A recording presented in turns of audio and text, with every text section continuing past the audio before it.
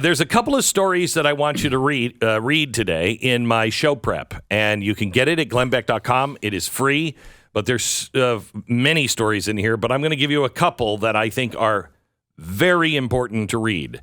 The first one is, just like in September 2008, many investors fear a dangerous chain reaction is starting on Wall Street. Listen to this. Widespread selling that we saw on Tuesday was more than just a little bit frightening. The Dow just kept plunging through the day. The S&P 500 and the NASDAQ actually performed even worse than the Dow did. Dow Industrial average slid 1,200 points, or 3.94% to close, blah, blah, blah, blah, blah. Just 5 stocks on the S&P 500 finished in positive territory. Tech stocks were hit particularly hard, with Facebook parent Meta skidding 9.4%. NVIDIA shed 9.5%. Worst day for stocks since the early days of the pandemic.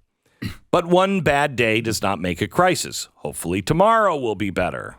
When you can compare the current behavior of the stock market to how it behaved in 2008, it's a little frightening. I want to put a chart up. If you're watching Blaze TV, the red is 2008, and the blue line is current.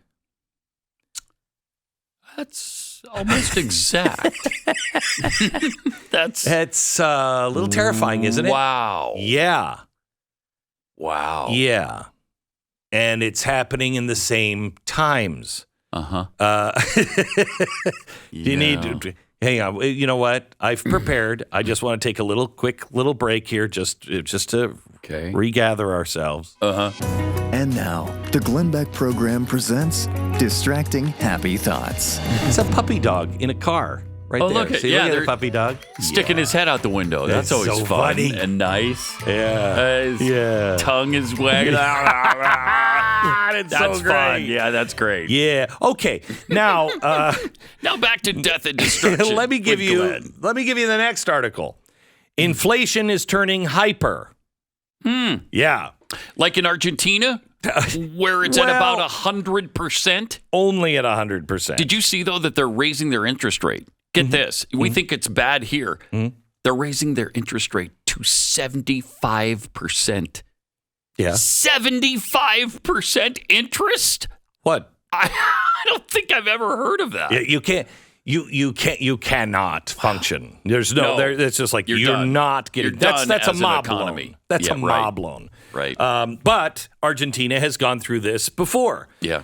Here's this is interesting. If you look at the housing market today, the Fed raising the interest rates has caused a crash of unprecedented proportions.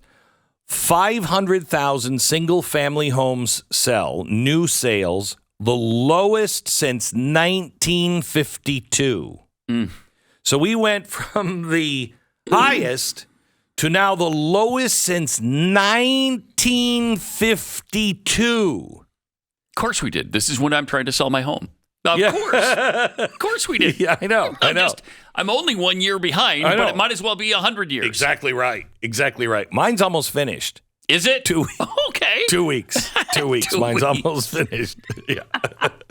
I said to my wife, because literally, I am not making this up. Literally, one of the workers, I said, so when is this going to be done? Literally. Oh, definitely within the next 2 weeks. I'm like, okay. Okay. Has it been a year or more? A year? It's been 2 years? 2. Has it really? It's been 2 years. 2 years. Gosh, that's unreal. Yeah. So anyway, you just can't get stuff. Yeah. Oh, well, that's man, true. Can't get that. That's true. Oh, good. Okay, good. Anyway, so the housing market is trouble. You know what's happening with your grocery prices. It is out of control. Groceries have had the largest spike and are more expensive than they've been since 1979 at the height of this nonsense, and we are not finished. We are going into bad prices. Think about that. That's the Carter years that were so bad and that we remember so and this not fondly. Is the beginning Yeah. of it. Okay, so this story is wrapped around. You know, could we do one more little happy thought before we go into this? Because Yes, please. And now, the Glenn Beck program presents Distracting Happy Thoughts. Look at it, it's a puppy on a bed. Look at it, just kind of scratching underneath his cheeks there. I love that part. You, no. You just want to kiss your puppy over. Okay. Listen to this. Mm-hmm. This is Europe. Money supplies took off during COVID lockdowns. Now it's about to take off again to pay everyone's energy bills. But that's not all. Demands for currency and credit to be conjured out of thin air to pay for everything will be coming back thick and fast. Expectations that energy prices, including European electricity, have peaked are naive. Putin is yet to put the winter and spring screws onto Europe and the world fully. It will be surprising if global oil and natural gas prices in Europe are not significantly higher on a 12-month view. Europe has messed up its electricity supplies. That is where energy cost will rise most. Bankers are trying to reduce their loan exposure to rising interest rates, undermining the GDP. Because paying for everyone's energy bills, rescuing troubled banks, collapsing tax revenues, and difficulty in selling government debt on rising yields, governments are expected to apply economic stimulus to support both their economies and financial markets.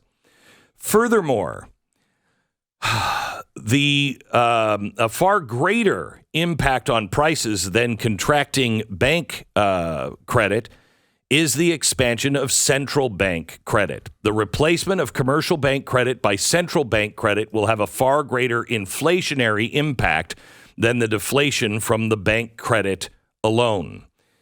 What they're talking about in this story is right now, the Europeans have put price controls on Russian gas and oil.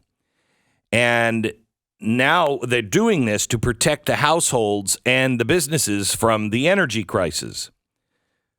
But now they still can't control it, and people aren't able to do it. So Switzerland and now the UK are combining inflationary monetary policies of recent years, environmental wokeism, and what they say in this article, the most irresponsible energy policies with a decision to sanction the world's largest energy exporter. The G7 and G20 now are all about agreement acting together, a united front to prevent the markets from taking control of events out of government's hands. Lines of communications between the formal meetings, blah, blah, blah. They're just going on to say everyone now is working together. All of the central banks in Europe are working together. In Britain's case, it is proposed, listen to this. In Britain's case, it is proposed that electricity and presumably gas bills will be fully funded by the government, anything above £2,500 per household. So if the energy price goes over, and it is, if it goes over $2,500, the government will pay for all of that, with support arrangements to be put into place for businesses. Now, France, most of their nuclear power is now shut down.